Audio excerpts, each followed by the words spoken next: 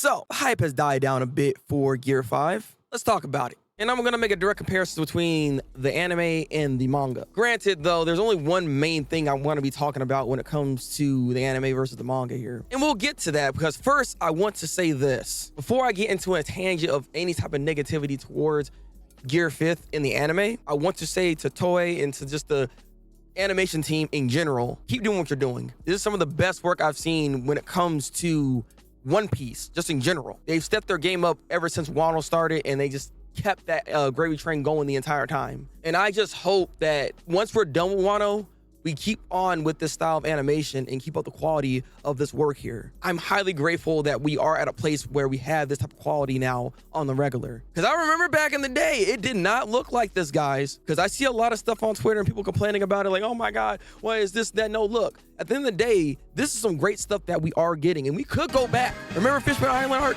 We could go back to that if you want to. I'd rather not, okay? So needless to say, I'm enjoying what we're getting here. But the one thing that One Piece tends to do, and one thing I just really don't like that the anime does a lot, it has a pacing issue. So hear me out. Everybody was hyping the crap out of this, right? Gear 5 is gonna be a internet breaker. It's gonna change the game for anime. This Gear 5 is gonna be better than even the time you've seen Goku go Super Saiyan.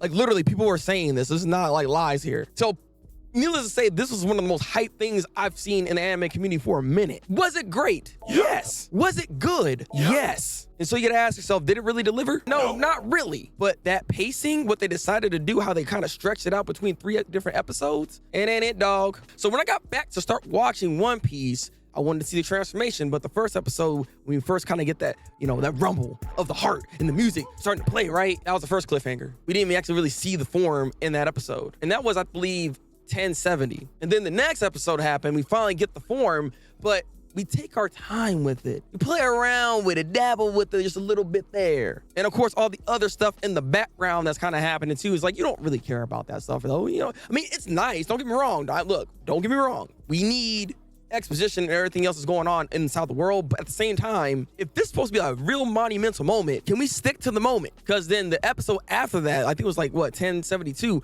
that episode was great. That showed the full force and what we need to see from Gear 5th. That is what got me extremely hyped about it. God dang. Oh.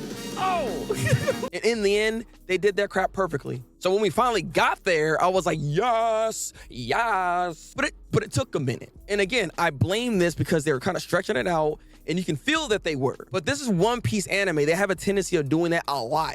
So in the end, going back to watching One Piece, I'm not that surprised by the fact that they were out here stretching things out again. Because it's still a classic that they do regardless of how good the animation is. But I'm telling you, the Gear 5th is one of the best freaking forms I've ever seen. The fact that he pretty much has the Toon Force is an extremely powerful ability. Not even just in the One Piece world. There's a lot of applications you can do with that ability. It makes him almost impossible to beat. So as a main character, as the main force and driving force within the show, yeah, he's now a problem. And I really love how they animated Kaido in certain instances with some of this. And I really do like the different styles of animation they decided to do within the fight as well. Whereas I heard others from Twitter, X, and all that stuff kind of complaining about how there's like a watercolor kind of like form and this and that. No, like all of it stylistically wise, it really did its thing. And I really, really enjoyed that part or portions of the animation there. Because you are getting something completely different and something that's fresh and something that's new within the One Piece world. So round of applause to you, Oda. You did your goddamn thing. Thanks for the team. Y'all did y'all thing as well, okay? Let's go. Yeah, that was the only problem I had with this entire thing here. But let's talk about it. What did you guys feel about Gear 5 and the episodes that led up to Gear 5? I want to have a conversation with you guys. So like, dislike, do what you gotta do. I will catch you guys in the next one. Until then, people. Kaijoku ni Koudera ni Maru breakout.